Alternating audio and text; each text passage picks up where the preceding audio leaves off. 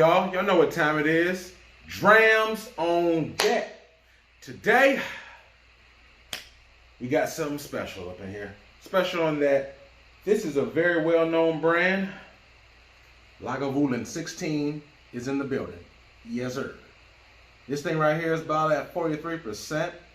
And is a well-known OG Isla distillery that is just known and respected. And so even if you go to just a normal bar, like maybe Applebee's, a Red Lobster, you know, a Chili's, this is the box here. It just talks about it. They'll have a Lagavulin usually as their as a selection spirit. So this is not something that necessarily is hard to find.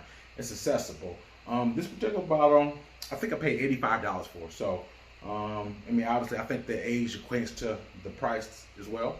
It's 43%, as I said, 16 years. It's very, very accessible to get. So you don't have to go to like a high-end establishment to maybe get a dram. Any local bar, or I'm quite sure just the chain, the restaurants as the ones I named earlier will have something like this. So it's definitely, like I said, because accessibility's been around a long time.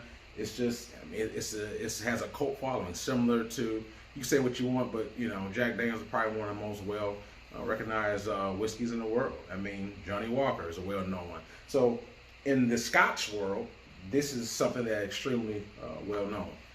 So for me, this is my very first bottle, and this is part of my evolution, because I remember years ago, maybe like 5 years ago, I was, you know, really started hitting my early stride in the Scotch, and I was more in the sherry lane. I prefer sherry or sweeter ones. I think one of my people I worked with at the time, they offered me like a small little, it wasn't even a full shot, it was like maybe a very, very, very small neck pour, like pretty much like a taste.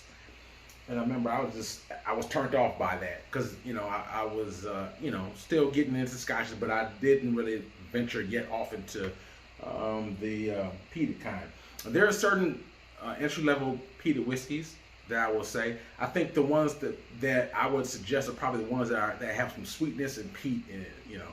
But be it as it may, I remember years ago, I was like, you know, it wasn't quite for me. But obviously I was still early, so you know, I wasn't quite seasoned enough to enjoy it. Now we'll go into that, but I definitely been part of my evolution. So this is a bottle that is I got maybe about 2 months ago. I got it for about, like I said, about $85, and that was at a military exchange. So tax-free, at the door, $85. Lagavulin 16 in the building. So that being said, let's jump on these notes. You definitely pick up that campfire, that smoke, that ash. You pick it up real quick on here. But it's still nice on the nose. It's not overly fragrant or anything like that. It's not punching me in my face. Has a nice mild smoke. Oak.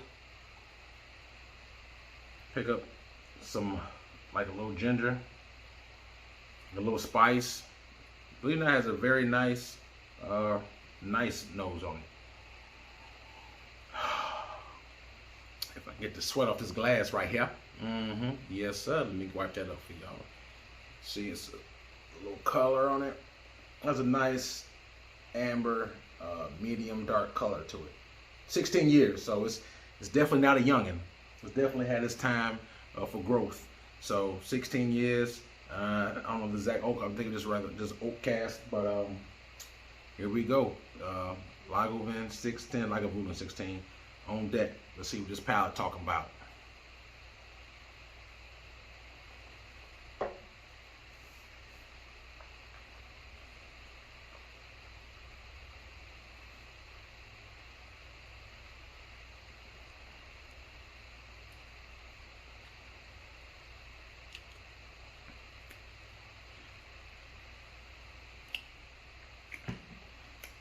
First sip opens up my pores. Palate sensitized. My taste buds are getting real sensitized to it. The second sip, we're gonna dig right on into it.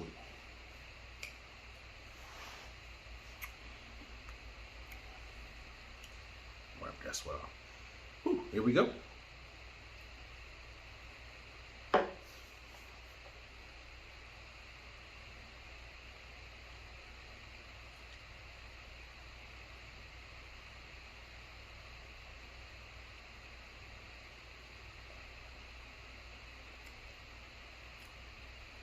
not bad.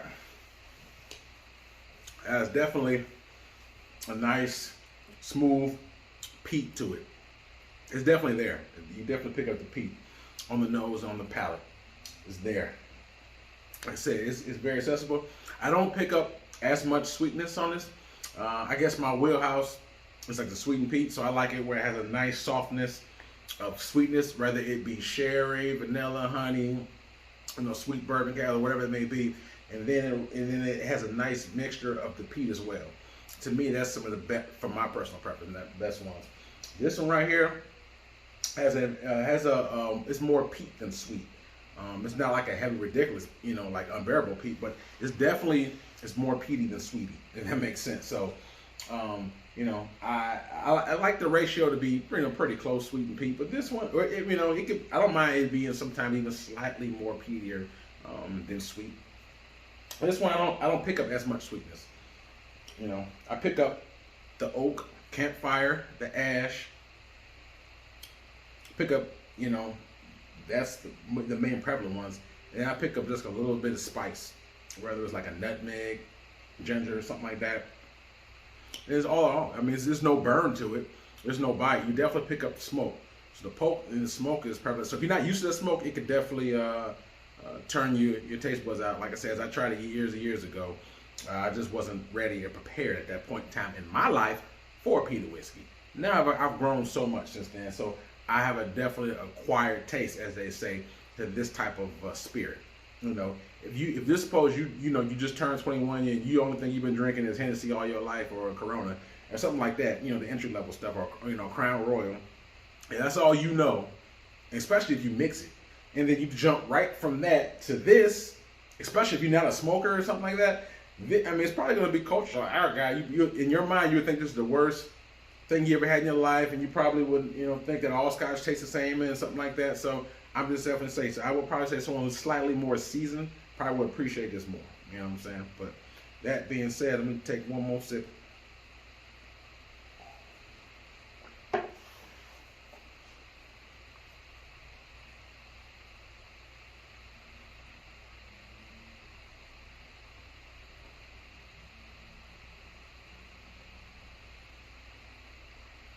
So, campfire ash. We get the spice, like I said, from a very faint nutmeg or maybe ginger. I get a lot of oak on there as well. I don't pick up as much sweetness really on here, not that much. And the finish is kind of medium dry for me. So I don't pick up a punch. I mean, you definitely, I guess the biggest, heavy, plentiful thing that really is flagrant on this dram is really the peat. The peat is very in there. But, alcohol punch, no. I mean, there's no burn to it. It doesn't taste hot or anything like that. It tastes the flavors taste kind of turned down, just outside the peat, kind of muted for me a little bit. I mean, coming from someone who, I prefer higher proofs in general. So the higher the peated whiskey, to me, the more powerful and flavorful I get it. So if you like Brutalities, for example, or I love their peat. To me, the higher ABV really, it's a flagrant difference. Like, I guess maybe I'm a little bit more, I don't know, not bougie, but I don't know. Like, coming from an Octomore to this, it tastes a little bit more watered down for me. But it's still not bad, don't get me wrong. I just wish that it was a higher proof for me, and a little bit slightly more sweetness. But to me, like I said, it's no burn, no bite. It's, because it's very smoky and it has oak. But those are two prevalent things that I pick up more so than anything else: campfire, ash, smoke, oak. And obviously, you have some other nuances of flavors, like I said, whether it be the spice, that's what I pick up more so than anything else on there, outside of those three. But for the price point, like I said, I paid about $85, and sometimes it goes a little bit higher. But it is 16 years. It is a well-respected distillery. So for me, value-wise, I think I could get more bang for my buck. Just because, like I said, for me, on my palate, the finish is slightly less than medium. It's a medium short finish, and it has some dryness on it, but not as much sweetness as I probably would prefer. And the flavors aren't quite like pow, like I want, like when I taste it, I want it to be pow flavors. It doesn't have to necessarily be because the peat is more turned up, but just the flavor in general. That directly correlates to the ABV. So for me, with the price point, balling all this, I might as well just rate it. For me, 1 to 10, 10 being the best. Lagavulin 16, and this is just my personal preference. I would give it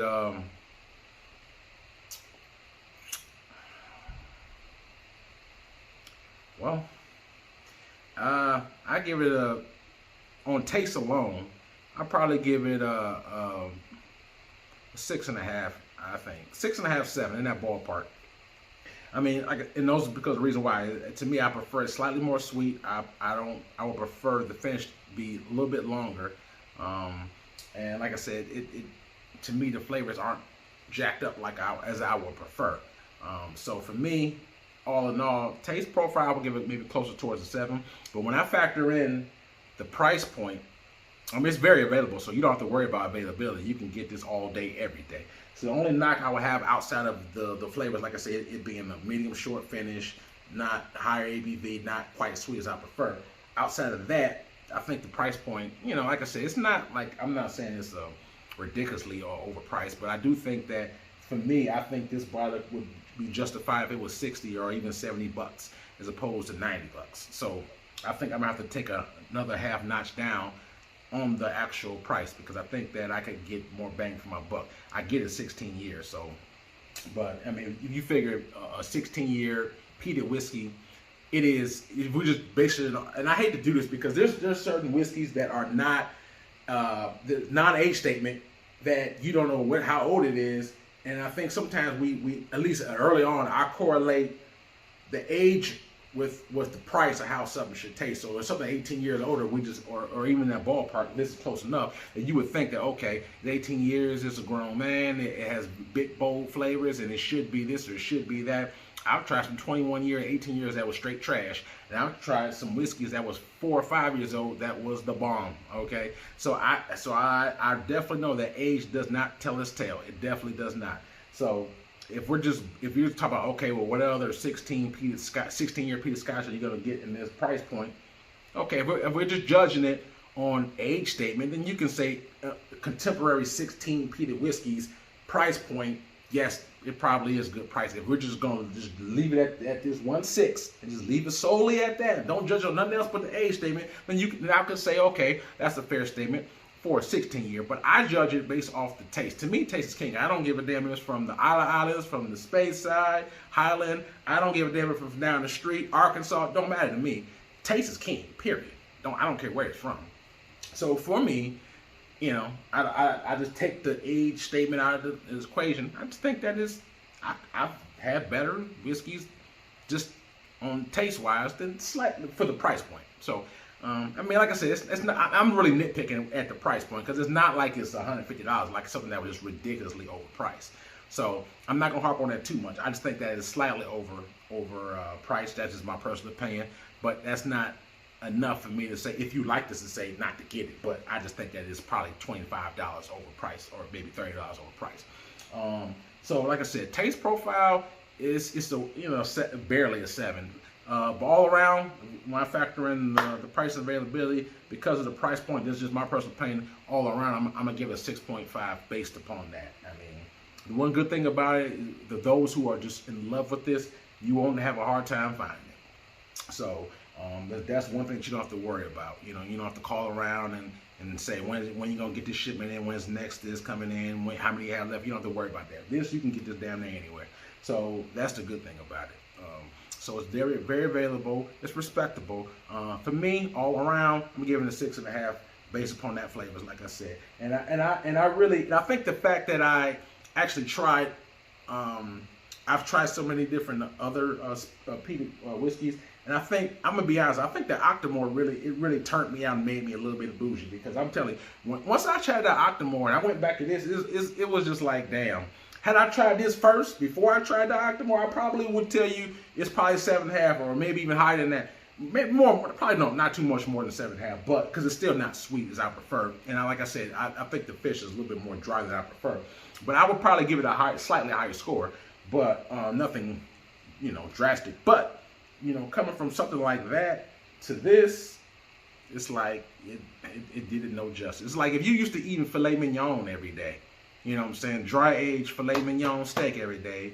I just give you just a regular old, you know, ribeye that you can get at Denny's. I'm not saying it's that bad. No, that's not what I'm saying. But I'm just saying the taste profile is from something that's aged, dry aged, and a nice tender cut to something that's just mediocre. It's a big difference. So this is above mediocre. Don't get me wrong, but it's still not quite that. So for me, I'm only judging on that. But all in all, I would definitely drink it again. I probably wouldn't buy it again at that price point. You know what I'm saying? If I'm at someone's house, they drinking it, sure, I'd get me some, no problem. But like I said, man, you know, tomato, man. There's some people who are in love with this, and so there's nothing wrong with that. It's all subjective, you know what I'm saying? No matter what I think, try it for yourself, and you form your own opinion. But, you know, I hope y'all got something out of this. Thank y'all for your support, your love, man. I really appreciate that. It's just fun, man. You guys are my drinking partners. Like, I don't have too many people in this area that drink what I drink, enjoy what I enjoy. So you guys do that for me. So thank you for that. Be sure to hit me watch my Instagram. I'm gonna drop the link in the box. Be sure to check out my Instagram as well. I got a couple videos hitting there as well. And if you have any questions, man, always hit me in the comment box. I always respond to y'all, man. So we're gonna keep the push. We're gonna push this whiskey culture forward, man. Let's do that. Till then, signing off. Drams on deck. Yes, sir.